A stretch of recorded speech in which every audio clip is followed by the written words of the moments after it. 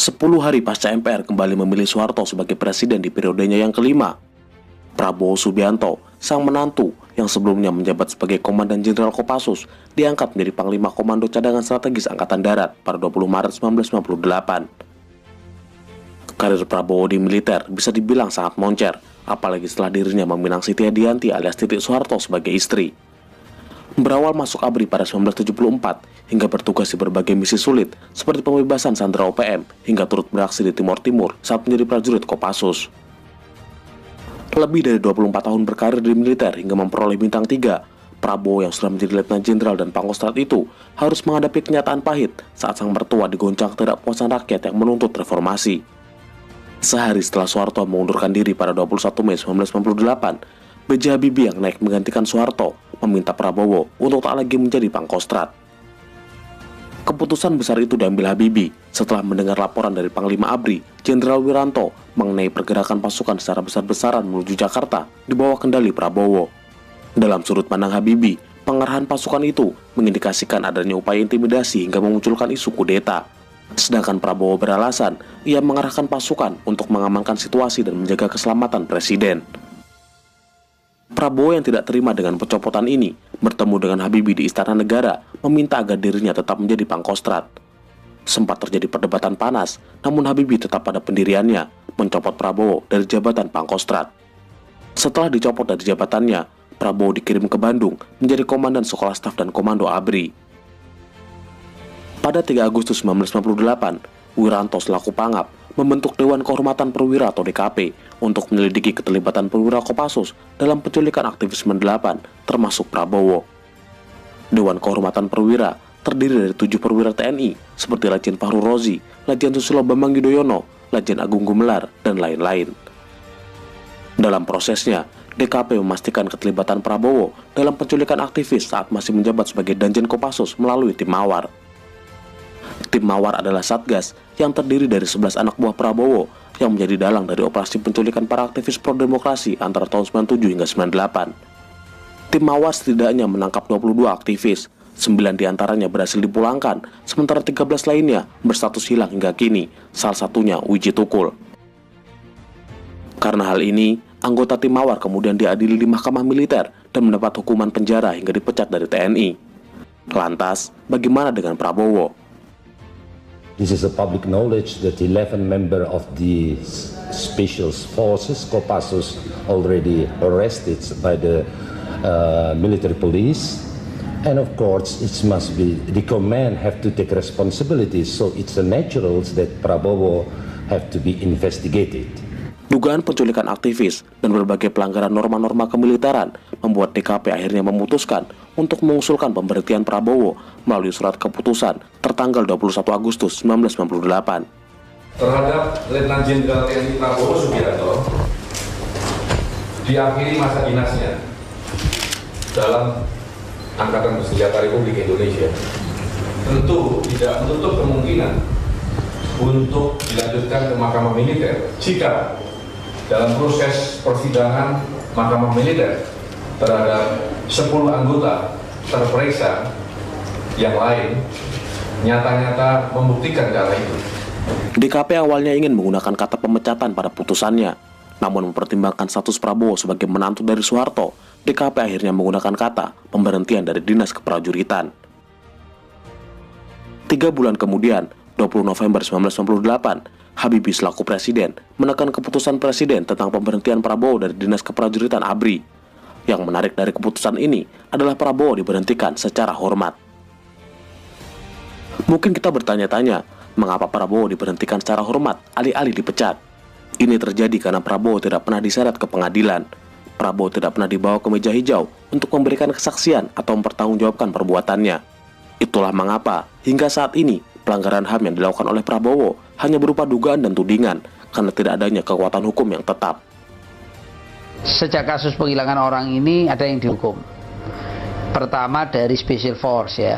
Di samping itu memang ada 2 orang jenderal ya, dan 1 orang kolonel yang dicopot jabatannya karena kasus-kasus penculikan ini. Prabowo hanya dicopot jabatan dan dipensiun percepat. Sementara yang 2 ini hanya dicopot jabatan tanpa prosesi hukum. Ini kalau menurut saya bahwa Kalau misalnya Prabowo atau siapa tidak terbukti, itu lebih baik di pengadilan. Dan Prabowo kenapa sih tidak ditarik aja ke menjadi saksi keterangannya? Kalau dia ada bukti-bukti tersangka, kenapa tidak dibawa ke pengadilan saja? Iya. Jadi ini kalau menurut saya kemudian kasus ini menjadi komunitasnya politik dan itu tumpang tindihnya jadi kacau begini. Iya. Itu yang sejak awal kita sampaikan bahwa pengadilan ini yang membutuhkan itu tidak saja keluarga orang hilang, tidak saja masyarakat, tapi Prabowo sendiri itu juga butuh pengadilan untuk membuktikan bahwa dia salah atau tidak. Pembentukan DKP ini tak lepas dari kontroversi, karena seharusnya pemecatan hanya boleh dilakukan setelah adanya putusan hukum dari peradilan militer. Masalahnya, hingga hari ini, Prabowo sama sekali belum pernah dibawa ke meja hijau. Hal ini yang kemudian memunculkan tudingan bahwa DKP dibentuk untuk menjegal karir Prabowo. Jadi dulu seharusnya kasus-kasus begini pemecatan orang itu nggak bisa dilakukan kalau orang itu nggak pernah dibuktikan di depan pengadilan. Apalagi dia misalnya kasus penculikan. Orang dituduh melakukan penculikan sebelum pernah ada peradilan bagi dia, itu sebenarnya sah. Dia secara hukum dilindungi, tidak bisa orang dipecat. Tidak diseretnya Prabowo ke mahkamah militer, menurut beberapa pihak, justru untuk menutupi keterlibatan para petinggi ABRI yang lain yang menjadi atasan Prabowo, termasuk Wiranto sendiri. Sedangkan Wiranto berdalih, DKP dibentuk agar ia tak mengambil keputusan secara pribadi terhadap kasus dugaan pelanggaran HAM yang dilakukan oleh Prabowo. Setelah diberhentikan dari dinas militer, Prabowo kemudian menetap di Yordania hingga memunculkan isu ia sengaja kabur menghindari proses hukum. Kubu Prabowo berdalih, kepergiannya ke Yordania untuk menghindari fitnah dan karena situasi Indonesia yang masih kacau. Pada 23 Juli 2001, Majelis Permusyawaratan Rakyat mencopot Abdurrahman Wahid atau Gus Dur dari jabatannya sebagai presiden dan secara aklamasi mengangkat Megawati Soekarno Putri sebagai presiden yang baru. Saat menjadi presiden, Megawati dan suaminya, Taufik Kemas, kemudian berupaya membantu kepulangan sang jenderal dari pengasingannya. Hal ini pernah kembali disampaikan oleh Megawati pada 2019 dan diamini oleh kubu Prabowo. Katanya musuh harus dirangkul. Lah kalau Pak Prabowo dianggap musuh, ya saya suruh dia pulang deh sana. Dulu yang saya ambil, beliau keleleran. Betul nggak Mas? Saya marah sebagai presiden. Hah? Siapa yang membuang beliau stateless? Ini bukan saya mau cari nama loh. Tidak, tanya pada beliau. Tidak, saya bilang. Saya marah pada Menlu. Saya marah pada Panglima. Apapun juga beliau itu adalah manusia Indonesia pulang. Pada 2004, dua tokoh ini sama-sama mencoba peruntungan di kontestasi pemilu. Prabowo dan 5 orang lainnya bersaing di konvensi Partai Golkar untuk mendapatkan dukungan menjadi calon presiden. Sayang, Prabowo mendapatkan suara terendah dan tersingkir di putaran pertama. Sementara Megawati menggait Hashim Muzadi, seorang cendekiawan Muslim dan pernah menjabat sebagai Ketua Umum Nahdlatul Ulama periode 99 hingga 2010. Ambisi Mega untuk kembali duduk di kursi presiden harus pupus karena kalah dari pasangan SBY Yusuf Kala dengan selisih 61% berbanding 39% di putaran kedua. Megawati menjadi satu-satunya mantan presiden yang tak menghadiri pelantikan presiden baru karena konflik internal di antara mereka. 5 tahun setelahnya, PDIP kembali mengusung Megawati sebagai calon presiden. Melihat SBY dengan Partai Demokrat yang saat itu elektabilitasnya sangat tinggi, PDIP kemudian berkoalisi dengan partai baru bernama Gerindra yang dipimpin oleh Prabowo. Prabowo yang sebetulnya ingin menjadi capres harus mengalah dan bersedia menjadi cawapres dengan perjanjian akan diusung menjadi capres di Pilpres selanjutnya. Akhirnya, keduanya kemudian dideklarasikan sebagai capres-cawapres dengan julukan Megapro dan menjadi pondasi pertama hubungan politik keluarga Soekarno dan Sumitro. Untuk itu, saya mengucapkan terima kasih kepada Ibu Megawati Soekarno Putri yang telah memberi kepercayaan kepada saya, memberi kehormatan kepada saya, mengajak saya berjuang bersama-sama untuk kebesaran bangsa Indonesia. Megawati dan Prabowo juga menandatangani 7 poin kesepakatan di Istana Batu Tulis Bogor yang kemudian dikenal sebagai Perjanjian Batu Tulis. Dalam perjanjian itu, salah satu kesepakatannya adalah jika menang Pilpres, Prabowo akan diberi keleluasaan untuk menunjuk 10 menteri dan diberi tugas mengatur perekonomian negara. Sementara Megawati berjanji akan mendukung Prabowo pada Pilpres 2014.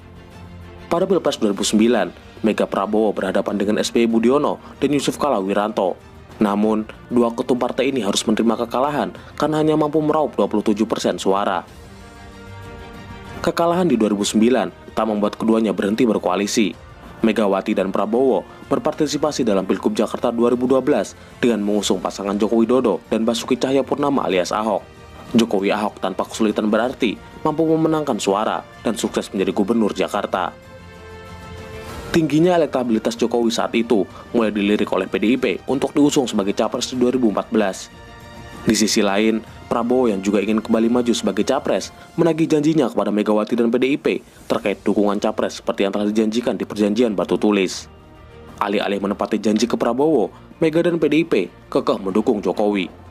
Hal ini yang kemudian membuat Prabowo merasa dikhianati dan membuat hubungan keduanya merenggang. Prabowo Subianto mengaku kecewa karena Megawati Soekarno Putri ingkari perjanjian koalisi yang mereka sepakati 2009 lalu. Menurutnya Megawati selaku Ketua Umum PDIP seharusnya dapat membicarakan hal ini dengannya. Sementara pihak DPP PDIP dengan tegas menyatakan perjanjian batu tulis sebagaimana dimaksud oleh Gerindra tidak ada. Menurut Sekjen PDIP Cahyokumolo, jikalaupun ada, maka perjanjian tersebut otomatis tidak berlaku seiring kalahnya pasangan Mega Prabowo pada pemilu 2009. DPP PDIP mempersilahkan Gerindra untuk membuktikan keberadaan perjanjian batu tulis tersebut. Silakan tanya kepada Gerindra sendiri, itu aja, jangan tanya kepada saya. Ya. Apakah memang benar bahwa PDIP pernah berjanji seperti itu waktu tahun 2009? Nggak ada menurut saya. Kalau ada perjanjian pasti kami komitmen dong, itu aja. Nah, kalau anda di pihak saya kira-kira kalau Anda manusia dan Anda di pihak saya kira-kira kecewa atau tidak? Ya Anda menilai saja gitu. Saya sudah minta ya cukup lama lah, beberapa bulan itu. Saya tidak mengerti apa salah saya karena saya selalu menghormati beliau dan saya tidak merasa berbuat apa-apa. Saya menjaga karena saya ingin kebaikan untuk negara dan bangsa kita, ya jadi itu. Prabowo lantas menggait Hatta Rajasa sebagai cawapres, namun kembali gagal karena kalah dari pasangan Jokowi JK. Selama 5 tahun pemerintahan Jokowi, Prabowo dan Gerindra berperan sebagai oposisi. Hawa panas politik di akar rumput membara antara pendukung Jokowi dan pendukung Prabowo. Di level elit, PDIP dan Gerindra saling beradu di Pilgub Jakarta 2017. Prabowo saat itu menjadi salah satu pengusung Anies Baswedan, sementara PDIP mengusung Ahok berpasangan dengan Jarod Saiful Hidayat. Pilgub DKI yang syarat isu sara dan politik identitas itu kemudian diakhiri dengan kemenangan Anies Sandiaga yang secara tak langsung menegaskan kemenangan Prabowo atas Megawati. Keruhnya hubungan Prabowo-Megawati beserta para pendukungnya semakin meruncing di Pilpres 2019. Prabowo yang lagi-lagi mencalonkan diri harus berhadapan dengan sosok kesayangan Mega, siapa lagi kalau bukan Jokowi. Ketegangan di Pilpres 2019 begitu terasa. Tarung ulang Jokowi-Prabowo ini memantik tensi panas antar dua pendukung. Polarisasi yang terbangun membuat tahun politik kala itu sangat brutal hingga menimbulkan provokasi, kebencian dan perpecahan di kalangan masyarakat bawah. Pasca Pilpres panas 2019, hubungan Prabowo-Mega melunak saat Prabowo berkunjung ke kediaman Megawati. Pada pertemuan itu, keduanya terlihat sangat hangat dan dekat, bahkan Megawati memasak nasi goreng untuk Prabowo. Lewat politik nasi goreng ala Megawati, keduanya kembali memperbaiki hubungan. Gerindra yang selama ini menjadi oposisi berbalik haluan dan berada di barisan yang sama dengan PDIP. Bahkan, Prabowo mendapatkan jabatan baru sebagai Menteri Pertahanan. Jadi kan Pak Prabowo waktu ketemu saya kan heboh ya media. Padahal saya cuma tanya gini, Mas, nanti mau nggak saya undang ke Kongres PDI Perjuangan? Kalau nggak mau ya nggak apa-apa. Ternyata beliau mau. Pasca kekalahan telak dalam 2 kali kontestasi Pilpres melawan rivalnya, Joko Widodo, Ketua Umum Partai Gerindra ini akhirnya merapat ke Barisan Petahana pada 2019. Tak lama setelah dilantiknya Jokowi sebagai presiden di periode kedua, dirinya secara mengejutkan mengangkat Prabowo Subianto, saingannya dalam Pilpres, sebagai Menteri Pertahanan. Menteri Pertahanan Bapak Prabowo Subianto. Selamat pagi, Pak. Saya kira tugas beliau, saya tidak usah menyampaikan, beliau lebih tahu daripada saya. Sepanjang kiprahnya sebagai Menteri Pertahanan, Prabowo sudah membelanjakan anggaran sebesar lebih dari 500 triliun untuk pembaruan alutsista. Prabowo juga membangun puluhan rumah sakit TNI, pembangunan dan perbaikan sekolah dan universitas, hingga penguatan industri pertahanan dalam negeri. Namun, di sisi lain, Prabowo secara ugal-ugalan menempatkan kroni-kroninya dalam sejumlah proyek di Kementerian Pertahanan. Para kolega dan politisi Partai Gerindra didapuk sebagai petinggi dan pimpinan strategis di proyek food estate hingga pengadaan alutsista.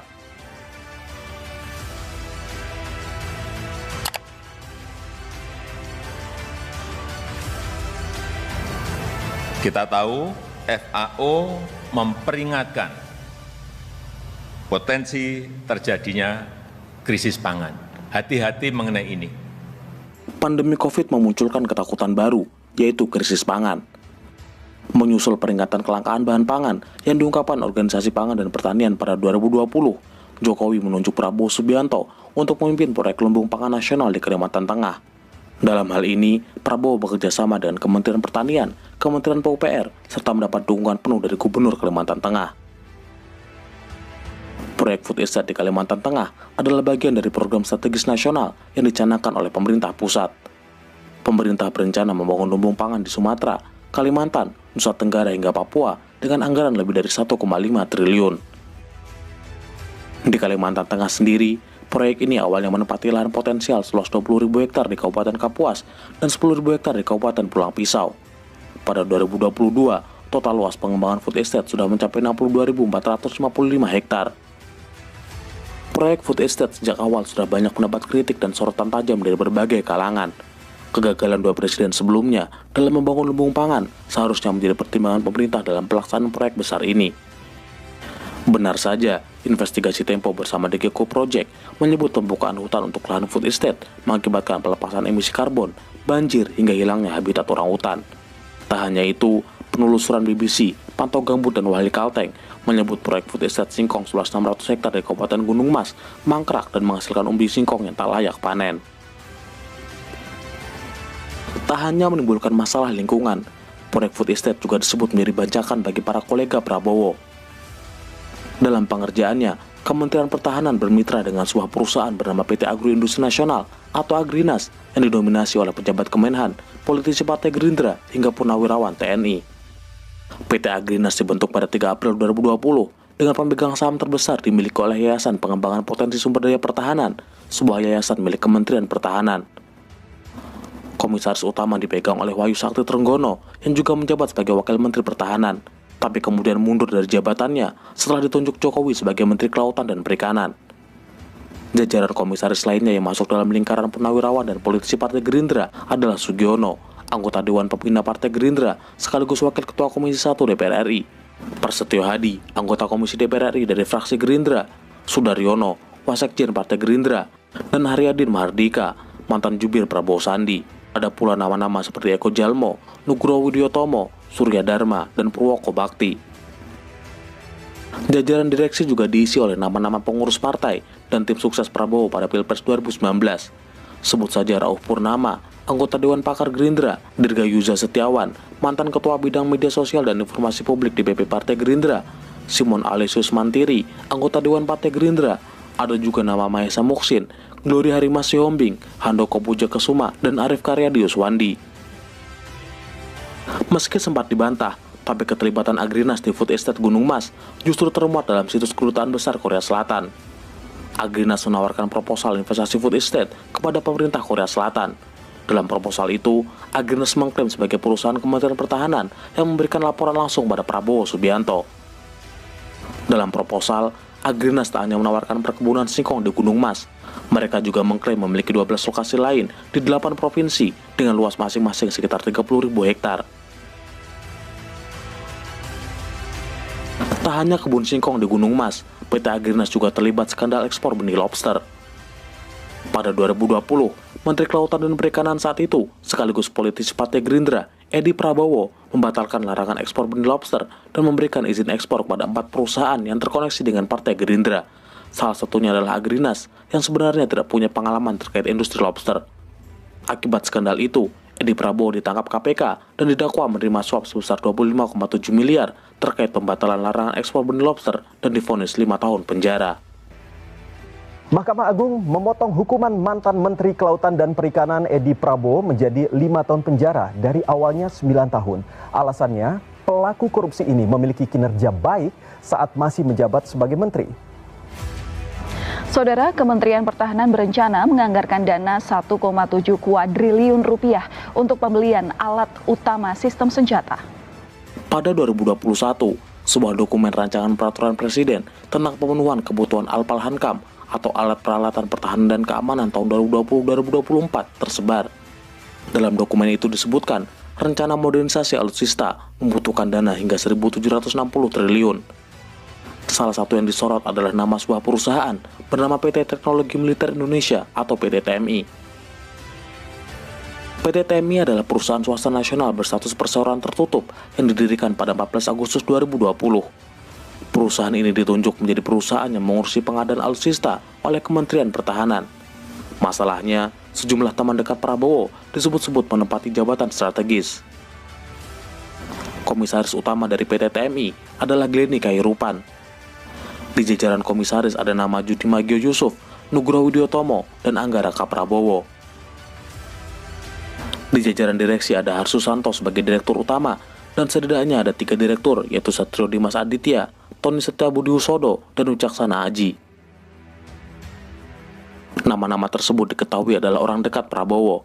Beberapa di antara mereka sama-sama pensiunan perwira tinggi TNI. Glenny Khairupan dikenal sebagai sahabat satu angkatan Prabowo saat masuk akademi pada tahun 1970. Glenny, Judi Magio Yusuf, dan Anggara K. Prabowo juga merupakan politisi Partai Gerindra. Problem utama dari PT TMI adalah rentannya konflik kepentingan karena perusahaan ini dibuat untuk melaksanakan urusan yang terkait dengan tugas pokok Kemenhan dengan orang-orang yang ditunjuk langsung oleh Prabowo. Indonesia Corruption Watch atau ICW juga menyebut pembentukan PT TMI rawan menjadi lahan basah korupsi. Di sisi lain, juru bicara Menteri Pertahanan, Daniel Anzar Simanjuntak, membantah kabar penunjukan PT TMI untuk menangani pengadaan alutsista. Namun surat yang ditekan Prabowo kepada perusahaan senjata asal Rusia pada 2020 dengan jelas menyebut PT TMI dibentuk untuk mempercepat proyek penting di bidang teknologi pertahanan. Prabowo sendiri sejak awal sudah berkomitmen memerangi korupsi. Namun jika praktek-praktek yang sangat pekat dengan konflik kepentingan di tubuh Kementerian Pertahanan tetap dilanggengkan, maka tidak menutup kemungkinan menjadi celah lebar penyalahgunaan wewenang dan praktek kotor korupsi itu sendiri.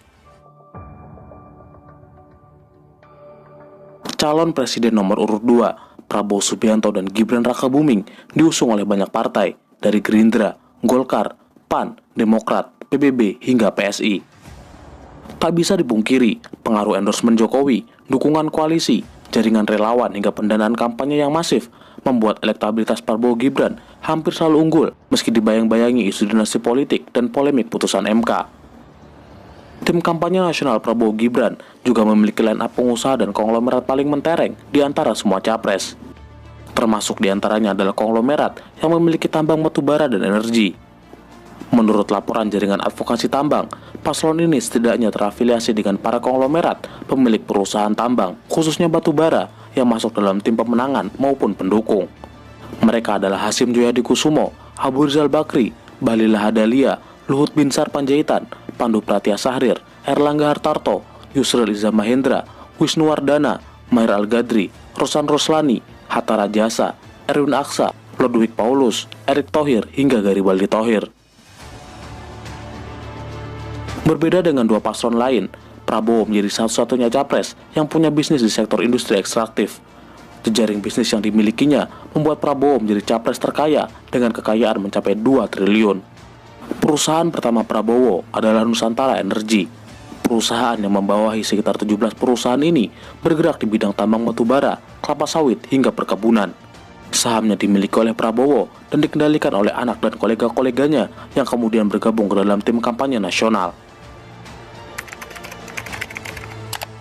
Nama Nusantara Energi dan Prabowo pernah muncul dalam dokumen Paradise Paper pada tahun 2017. Laporan hasil investigasi jurnalis internasional ini menunjukkan perusahaan Prabowo pernah didaftarkan di kawasan suaka pajak untuk menghindari pajak di dalam negeri. Melalui PT Nusantara Energi Indokol yang sahamnya dimiliki Prabowo, sekitar 7 perusahaan mengoperasikan tambang batubara seluas 65.000 hektar di Kutai Timur. Gurita bisnis Prabowo Subianto juga merambah ke sektor perkebunan, perhutanan, hingga pengolahan kertas. Prabowo tercatat sebagai pemilik PT Tusam Hutani Lestari yang beroperasi di Provinsi Aceh dengan areal kerja seluas 57.300 hektar, PT Kiani Hutani Lestari yang menguasai lahan seluas 53.000 hektar di Kutai Timur, PT Tanjung Redep Utani dan PT Belantara Pusaka dengan total luas lahan keseluruhan mencapai 195.610 hektar yang berlokasi di Kabupaten Berau, Kalimantan Timur. Luas lahan yang dikuasai oleh perusahaan Prabowo melalui hak guna usaha yang mendekati 500.000 hektar ini dikonfirmasi sendiri oleh Prabowo pasca debat Capres ketiga pada 7 Januari 2024. Bapak punya lahan lebih dari 340.000 hektar, sementara TNI kita, prajurit kita, selebih dari separuh tidak punya rumah dinas. Itu fakta. Saudara-saudara ada pula yang nyinggung-nyinggung. Punya tanah berapa, punya tanah ini. Dia pintar atau goblok sih? Kemarin juga salah-salah melulu itu. Bukan 343.000 hektar, bukan. Mendekati 500.000 hektar. Daripada dikuasai orang asing, lebih baik Prabowo yang mengelola. Selain itu, Prabowo juga memiliki perusahaan pengolahan kertas bernama PT Kertas Nusantara yang berlokasi di Berau, Kalimantan Timur. Manajemen yang buruk membuat perusahaan ini cukup lama mengalami berbagai masalah, mulai dari pemecatan karyawan hingga penundaan pembayaran gaji. Hashim Joyhadikusumo adalah adik kandung Prabowo, seorang pebisnis kelas atas yang kini menjabat sebagai wakil ketua Dewan Pengarah Prabowo Gibran. Jejaring bisnis Hashim berada di bawah bendera Arsari Group, sebuah perusahaan induk dari bisnis yang bergerak di bidang perbankan, agribisnis, perkebunan karet, penambangan timah, hingga pengembangan energi terbarukan. Arsari Group melalui PT Arsari Tambang memiliki 4 anak perusahaan yang bergerak di sektor pertambangan timah di Bangka, Belitung. Hashim juga tercatat sebagai pemilik PT Arsari Tirta Pradana, sebuah perusahaan yang mengerjakan proyek pengadaan air minum di Kalimantan Timur, termasuk berencana menyuplai ke IKN.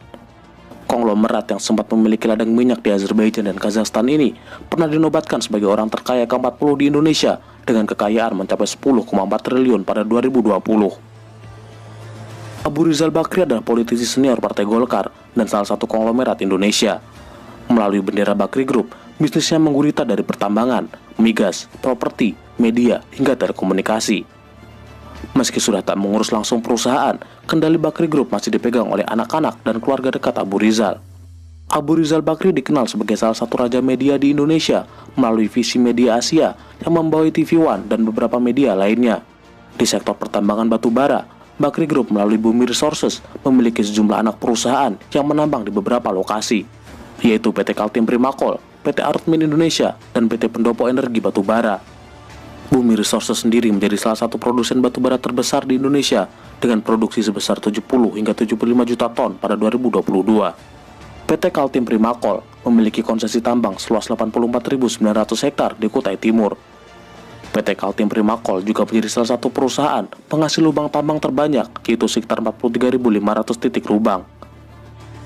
PT Arutmin Indonesia memiliki 7 konsesi tambang seluas 34.000 hektar di Tanah Laut, Tanah Bumbu, dan Kota Baru, Kalimantan Selatan. Sementara PT Pendopo Energi Batubara beroperasi di lahan seluas 17.800 hektar di Muara Enim, Sumatera Selatan. Perusahaan tambang di bawah naungan Bakri Group ini sempat disebut Direktorat Jenderal Pajak telah mengemplang pajak hingga 2,1 triliun pada 2009. Bumi Resources melalui Bumi Resources Mineral memiliki beberapa anak perusahaan yang bergerak di sektor pertambangan mineral. Tak sampai di situ, melalui PT Energi Mega Persada, Bakri Group melebarkan sayap bisnisnya ke sektor minyak dan gas. Perusahaan ini juga tercatat sebagai pemilik PT Minarak Berantas yang dulunya bernama Lapindo Berantas. Perusahaan Bakri Group ini bertanggung jawab atas bencana semburan lumpur yang menewaskan warga dan menenggelamkan 16 desa di Sidoarjo pada 2006. Hingga hampir 17 tahun berlalu, semburan lumpur Lapindo belum juga berhenti. Bahlil Lahadalia, Menteri Investasi di pemerintahan Jokowi ini, mendukung Paslon 02 dan membentuk tim simpul relawan Prabowo Gibran. Selain berpolitik, Bahlil juga membangun bisnis melalui PT Riva Capital dan PT Bersama Papua Unggul. Di sektor tambang, Bahlil terhubung dengan PT Meta Mineral Pradana yang sahamnya dimiliki oleh PT Riva Capital dan PT Bersama Papua Unggul. Menurut laporan jaringan advokasi tambang, PT Riva Capital juga mengeksplorasi 39.000 hektar lahan tambang batubara di Fak-Fak, Papua Barat, dan 11.000 hektar lahan nikel di Halmahera. Nama Luhut Binsar Panjaitan bukan nama yang asing di dunia politik maupun tambang. Purnawirawan TNI yang menjabat sebagai Menko Marves ini membentuk tim Bravo 5 yang dalam 2 pilpres terakhir mendukung Jokowi. Pada Pilpres 2024, tim Bravo 5 mendukung Prabowo Gibran sesuai instruksi Luhut. Lewat bendera Toba Sejahtera yang didirikan pada 2004, perusahaan ini kini menjadi induk dari anak usaha yang bergerak di sektor energi, pertambangan, perkebunan, hingga properti. Per 2020, Toba Sejahtera menguasai konsesi batubara seluas 14.000 hektar di Kalimantan Timur melalui PT TBS Energi Utama dan anak-anak usahanya. TBS Energi Utama juga memiliki bisnis PLTU di Gorontalo, Sulawesi Utara, serta Kalimantan Timur. Luhut sendiri menyebut masih memegang saham di Toba Sejahtera, namun telah mengundurkan diri dari jabatan komisaris utama setelah masuk kabinet Jokowi. Nama Toba Sejahtera kembali disebut-sebut dalam persidangan pencemaran nama baik Luhut yang menjerat Haris Azhar dan Fathia Moldianti. Menurut laporan yang dirilis oleh 9 organisasi pada 2021, Luhut diduga ada di balik tambang emas Blok Wabu, Intan Jaya, Papua. Hal ini pun kemudian dibantah oleh Luhut. Pandu Syahrir, keponakan Luhut, juga berada di kubu Prabowo Gibran sebagai wakil bendahara TKN. Pandu Syahrir dikenal sebagai investor dan pengusaha batubara yang menduduki posisi penting di berbagai perusahaan. Saat ini, dirinya menjabat sebagai wakil direktur utama PT TBS Energi Utama dan komisaris di PT Karya Baru TBS. Pandu juga tercatat sebagai komisaris utama di PT Adimitra Baratama Nusantara, anak usaha TBS yang memiliki konsesi tambang batubara seluas 2.950 hektar di Kutai Kartanegara.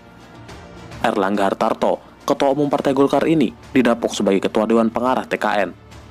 Jejak Erlangga dalam sektor pertambangan bisa dilacak melalui PT Asia Sahabat Indonesia yang mayoritas sahamnya dimiliki oleh Erlangga dan kedua anaknya menjabat sebagai direktur dan komisaris.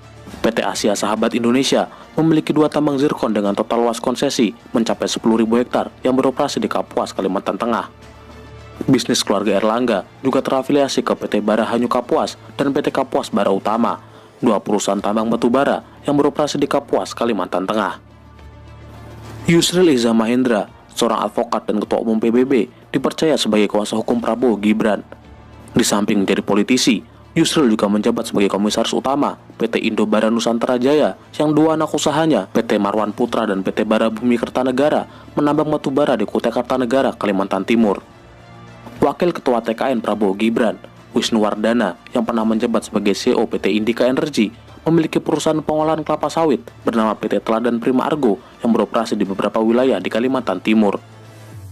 Mahir Al-Gadri, anggota penasihat TKN, dikenal sebagai konglomerat sejak masa Orde Baru lewat perusahaan Kodel Group yang bergerak di sektor agrobisnis, perdagangan, perbankan, perminyakan, industri, investasi, dan perhotelan.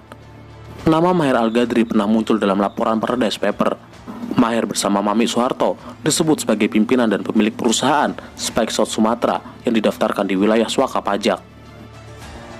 Rosan Roslani, mantan Wakil Menteri BUMN dan Ketua Kadin periode 2015-2020, didapuk Prabowo Gibran sebagai Ketua Umum Tim Kampanye Nasional.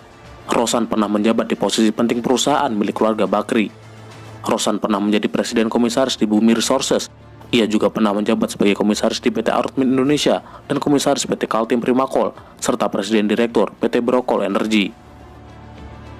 Hatta Rajasa adalah politisi senior yang telah melalang buana di pemerintahan sebagai eksekutif dan legislatif, bahkan menjadi cawapres Prabowo di Pilpres 2014. Ketua Majelis Penasehat PAN ini kini menjadi pembina TKN Prabowo Gibran. Bisnis Hatta Rajasa dikelola melalui Artindo Group.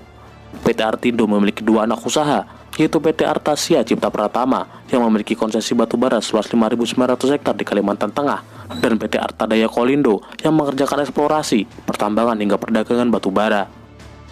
Erwin Aksa, Wakil Ketua Umum DPP Golkar yang masih keponakan dari Yusuf Kala, kini memegang posisi sebagai Wakil Ketua TKN Prabowo Gibran. Erwin Aksa adalah anak dari Aksa Mahmud, konglomerat asal Sulawesi Selatan. Jejaring bisnisnya dikendalikan melalui Bosowa Group. Erwin Aksa juga tercatat sebagai pemegang saham di PT Semen Bosowa Maros yang memiliki 2 pabrik semen di Maros dan Banyuwangi. Grup Bosowa Semen menjadi grup semen swasta pertama dan terbesar keempat di Indonesia. Perusahaan lain yang bernaung di bawah Bosowa antara lain PT Bosowa Mining, perusahaan tambang nikel yang memiliki konsesi 1.500 hektar di Konawe Utara.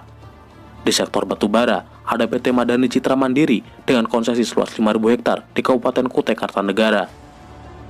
Ludwig Paulus, Wakil Ketua Koordinator Strategis Prabowo Gibran, adalah purnawirawan TNI yang menjabat sebagai Sekjen DPP Partai Golkar sekaligus Wakil Ketua DPR 2019-2024. Dalam bisnis pertambangan, Ludwig tercatat sebagai Komisaris PT Puncak Emas Tani Sejahtera, perusahaan tambang emas dengan luas konsesi 100 hektar di Gorontalo.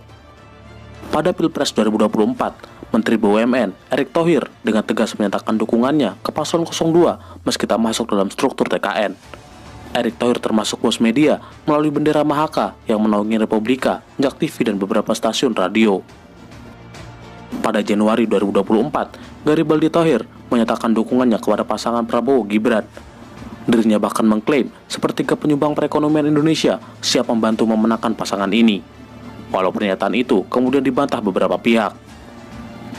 Walaupun kami jumlahnya sedikit, tapi ya di ruangan ini mungkin sepertiga perekonomian Indonesia ada di sini, Pak.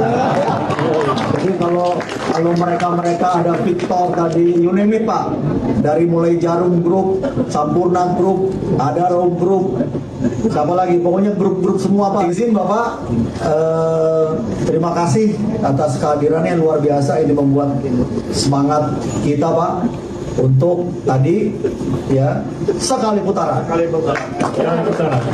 Baru saya paham sekarang kenapa saya 2 kali kalah Pilpres. Karena dulu saya nggak diundang ke sini.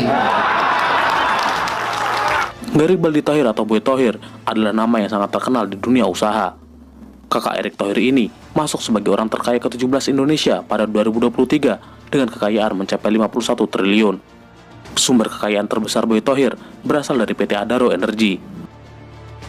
Pada tahun 2022, Adaro Energi memproduksi sebanyak 63 juta ton batu bara dan menjadikannya sebagai produsen batu bara terbesar nomor 2 di Indonesia.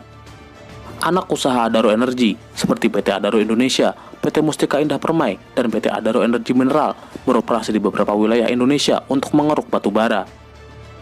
PT Adaro Indonesia melakukan kegiatan penambangan di area konsesi seluas 35.500 hektar di Tabalong dan Balangan, Kalimantan Selatan. PT Mustika Indah Permai memiliki izin konsesi batu bara seluas 2.000 hektar di Kabupaten Lahat, Sumatera Selatan. Sementara PT Adaro Energi Mineral memiliki 5 konsesi tambang seluas 146.000 hektar di Kalimantan Tengah dan Kalimantan Timur. Kedatangan Gibran di Batu Licin untuk menghadiri acara Jalan Sehat Batu Licin Festival yang dilaksanakan oleh PT John Lynn Group sepertinya juga mengindikasikan dukungan konglomerat Kalimantan Selatan kepada pasangan 02. Tak sendiri, Gibran ditemani istri, Menteri Pertanian Amran Sulaiman, dan Wakil Ketua Tim Kampanye Nasional Grace Natali. Seperti diketahui, Andi Syamsuddin Arsyad alias Haji Isam punya relasi yang baik dengan ayah Gibran. Nama Haji Isam juga sempat masuk sebagai wakil bendahara kampanye tim Jokowi Amin pada 2019. Haji Isam sendiri adalah pengusaha kelas kakap asal Batu Licin yang memiliki perusahaan raksasa bernama PT John Lynn Group yang menaungi sekitar 60 anak perusahaan yang bergerak di sektor transportasi, batu bara, hingga kelapa sawit. Walau tak lagi terjun ke politik, nama Haji Isam tetap punya pengaruh kuat dalam kancah perpolitikan daerah maupun nasional. Prabowo Subianto, seorang prajurit yang bersinar di era Orde Baru, diberhentikan karena rekam jejak yang kotor, kini kembali dipoles, dipermak, dan dipersiapkan sebagai Panglima tertinggi Tentara Nasional.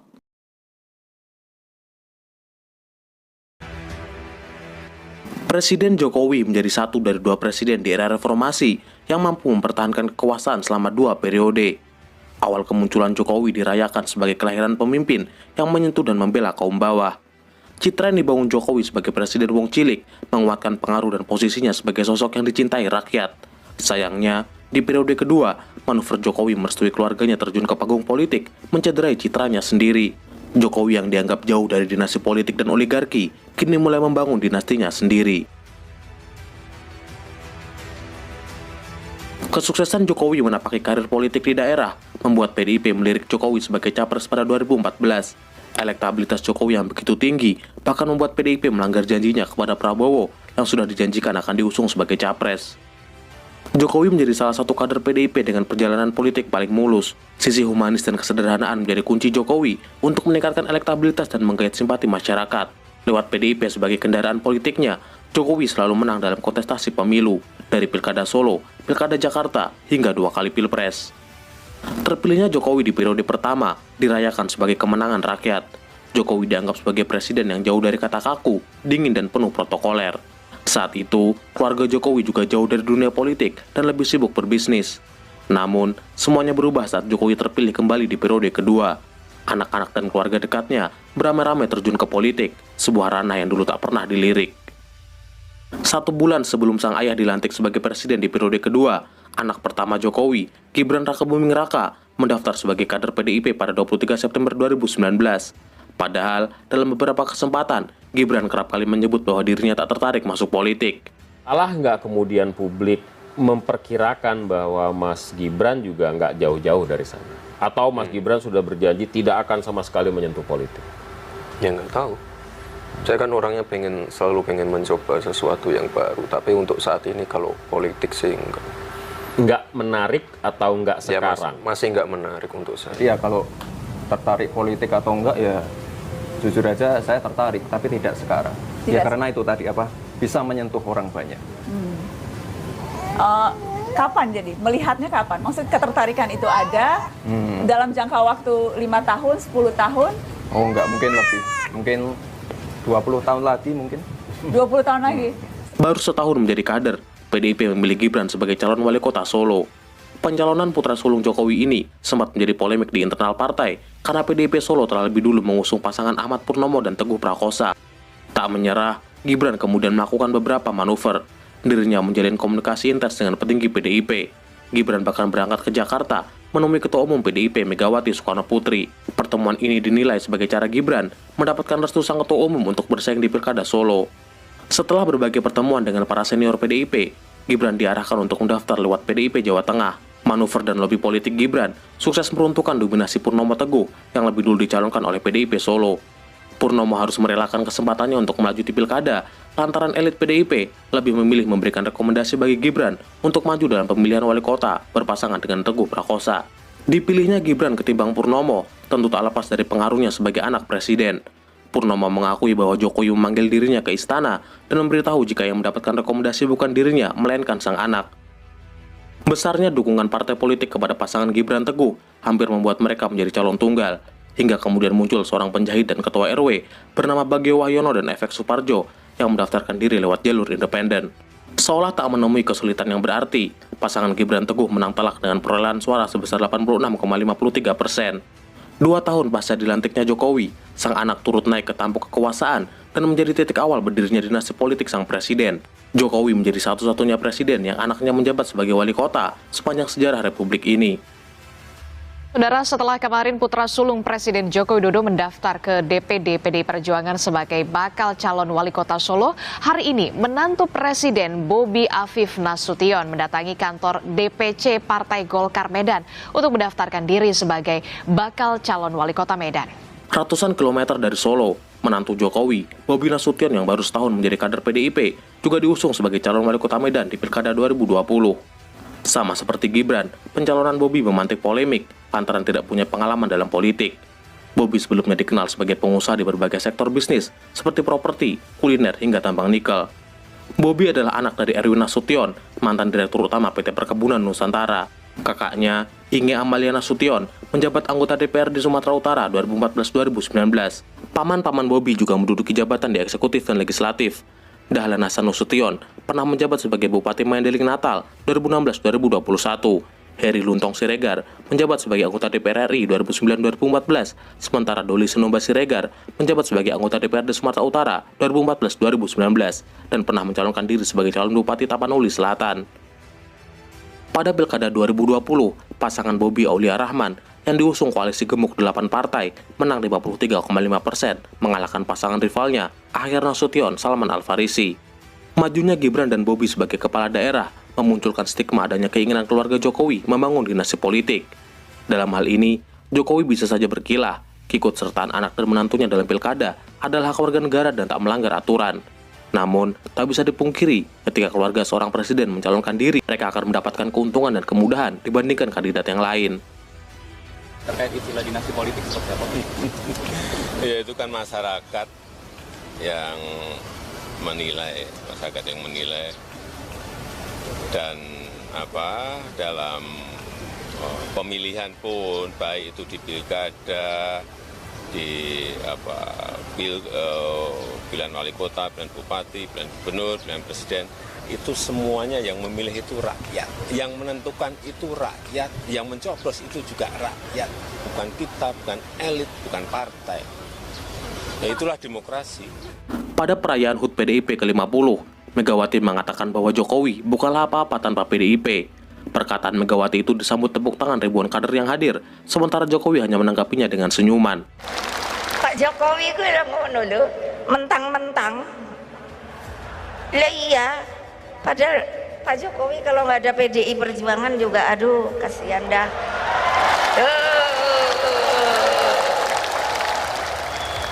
Sejak saat itu, Jokowi nampaknya mulai menunjukkan pembangkangan terhadap PDIP. Kala PDIP mengusung Ganjar Pranowo dan Mahfud MD dalam Pilpres 2024, Jokowi justru merestui Gibran berduet dengan Prabowo Subianto. Gibran yang saat itu masih berstatus kader PDIP diusung Partai Golkar sebagai cawapres.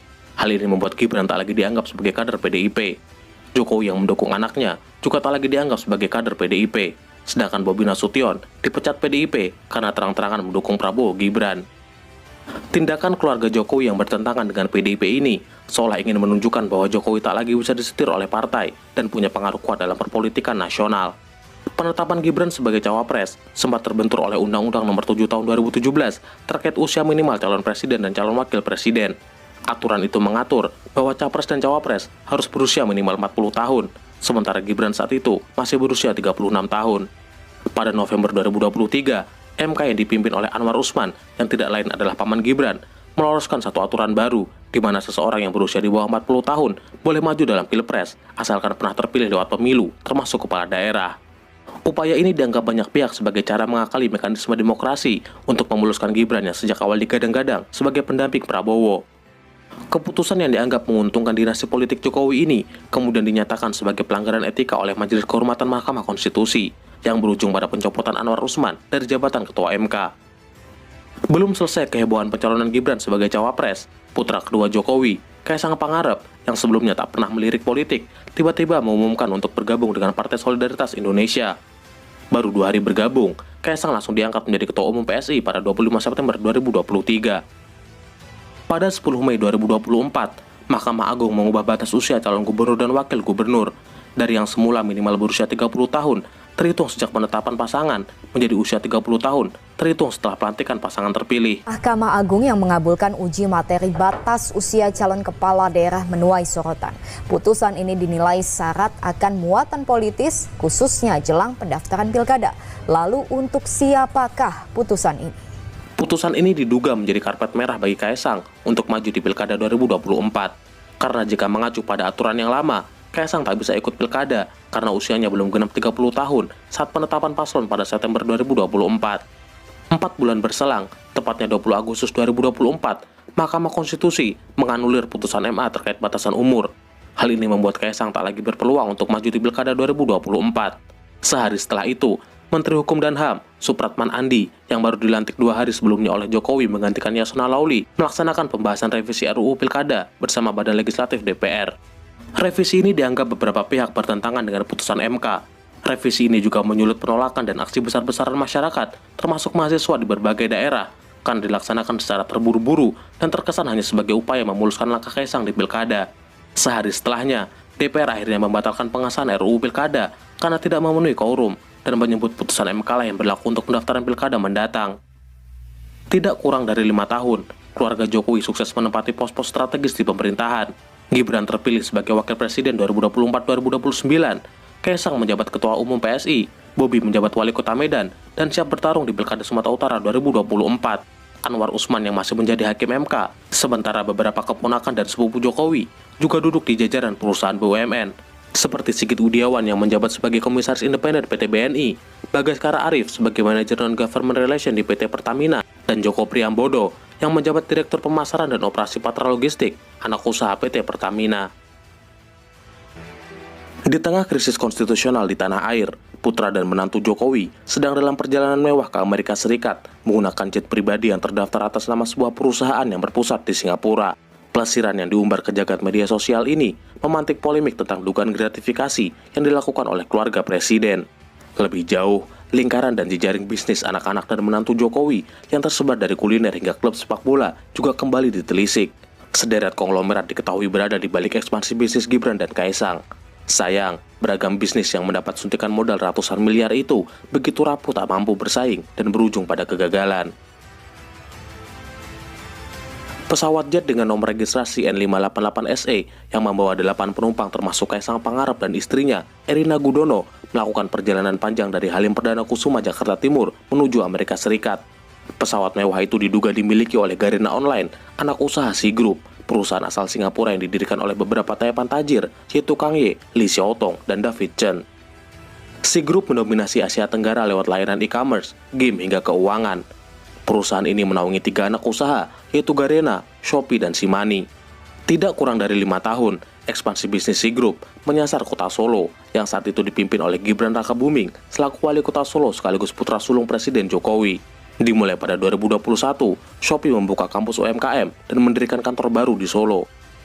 Pemirsa, Wali Kota Solo, Gibran Rakabuming Raka, meresmikan kantor Shopee di Kota Solo. Kantor yang berada di daerah Banjarsari ini diharapkan mampu menyerap lebih dari 2.000 karyawan. Shopee juga mengembangkan pusat inovasi yang berlokasi di Solo Technopark. Garena, anak usaha Sea Group yang lain, turut mengembangkan pusat inovasi bernama Garena Gaming and Community Hub. Selain itu, Free Fire buatan Garena juga menjadi sponsor klub sepak bola Persis Solo milik Kaisang sejak 2021. Kedekatan anak presiden dan petinggi Sea Group hingga dugaan jet pribadi milik perusahaan yang ditumpangi Kaisang kemudian dilaporkan oleh masyarakat anti korupsi Indonesia ke KPK atas dugaan gratifikasi. Perdebatan dan sorotan publik terus menyala, sementara lembaga yang paling berwenang mengakhiri polemik ini justru nampak tak serius menindaklanjuti. Sementara di pihak lain, Gibran membantah adiknya menikmati fasilitas pesawat pribadi sebagai bentuk gratifikasi dari Shopee. Kaisang sendiri memilih bungkam saat dicecar awak media dan hanya tersenyum tanpa mengucapkan sepatah kata apapun. Kasus jet pribadi putra bungsu Presiden Jokowi, Kaisang Pangarep, masih jadi sorotan. Pukat UGM meminta KPK menginvestigasi dugaan penerimaan gratifikasi. Sementara di tubuh KPK muncul 2 pandangan berbeda soal gratifikasi anak Presiden Jokowi. Terlepas dari dugaan kasus gratifikasi ini, bukan hal yang mengejutkan apabila publik begitu marah dengan gaya hidup mewah Kaisang dan istrinya. Pasalnya, sang ayah setidaknya 2 kali menegur para aparat dan pejabat untuk tidak pamer harta dan berperilaku hedon. Pada 2023, Jokowi menyentil keras para pejabat yang memamerkan harta kekayaannya di media sosial saat membuka sidang paripurna kabinet di Istana Negara. Kalau menurut saya, pantas rakyat kecewa. Perilakunya jumawa dan pamer kuasa, kemudian pamer kekayaan,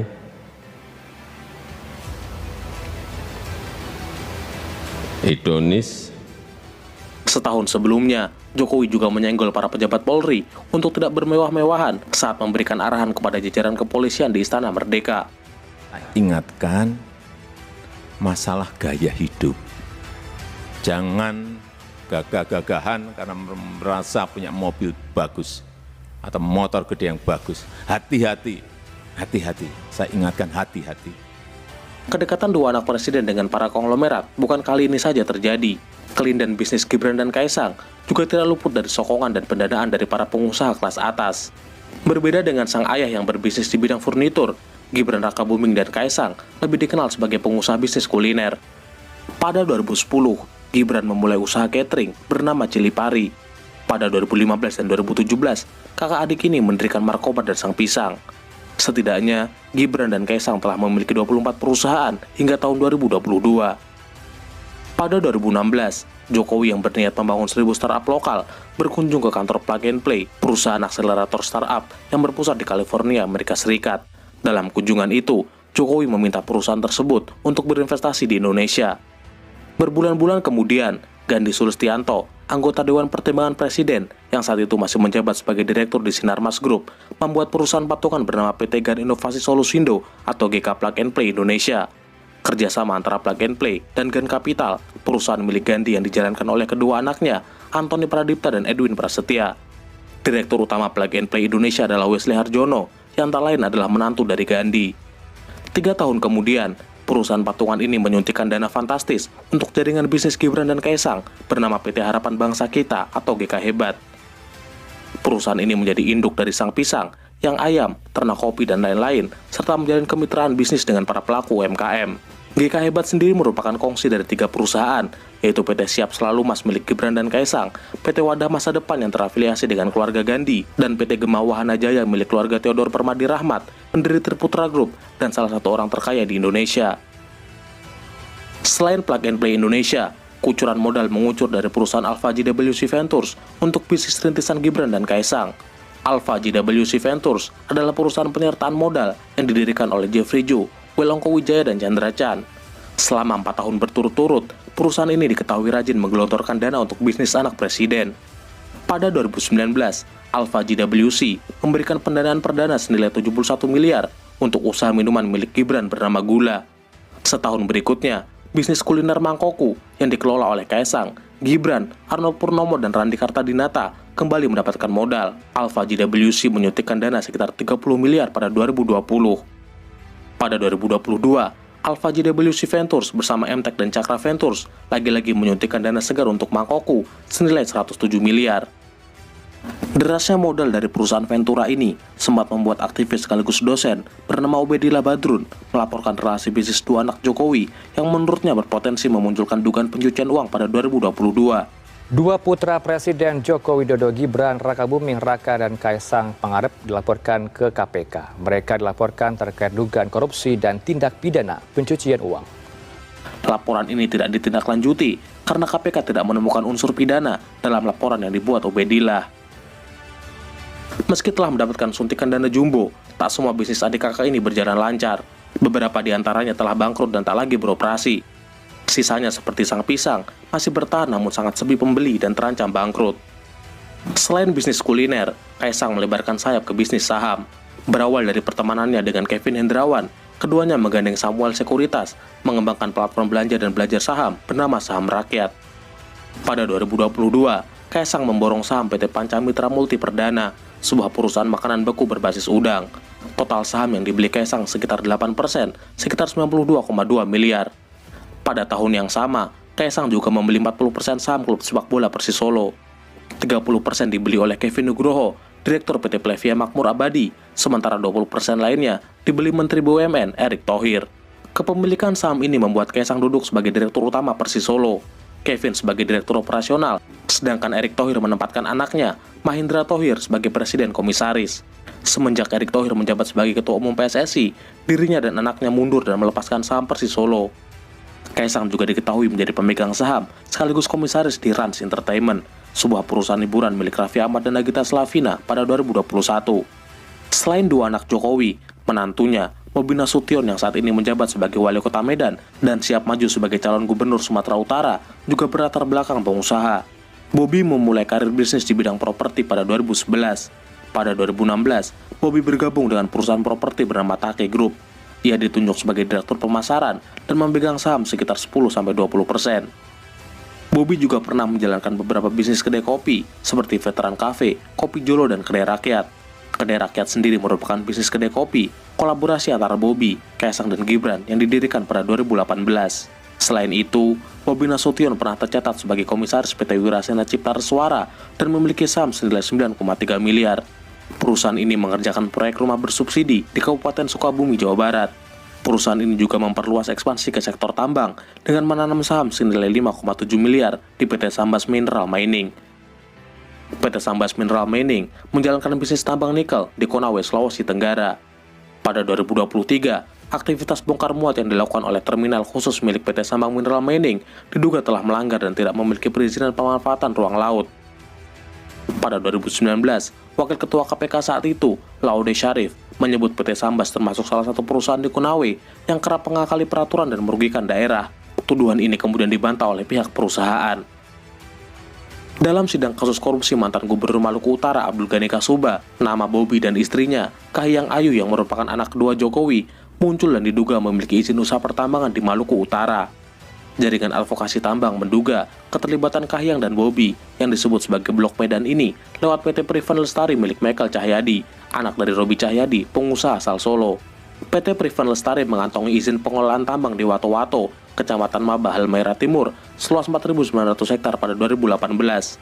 Konsesi tambang PT Privan Lestari ini mendapat penolakan keras dari warga karena merusak sumber air dan penghidupan warga lokal.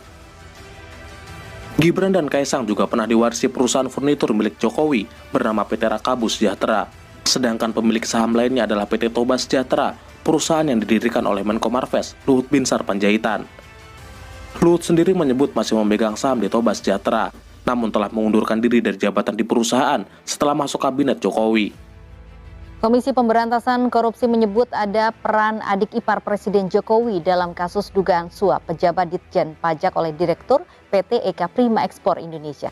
Presiden Jokowi minta KPK lakukan proses hukum iparnya sesuai peraturan yang berlaku. Pada 2017, adik ipar Jokowi, Arief Budi Sulistyo yang juga Direktur PT Rakabu Sejahtera, diduga terlibat dalam perkara suap petinggi Eka Prima Ekspor Indonesia dengan penyidik pajak Handang Soekarno. Pada 2023, adik ipar Jokowi yang lain, Wahyu Purwanto, juga pernah diperiksa KPK dalam kasus dugaan korupsi suap proyek jalur kereta api.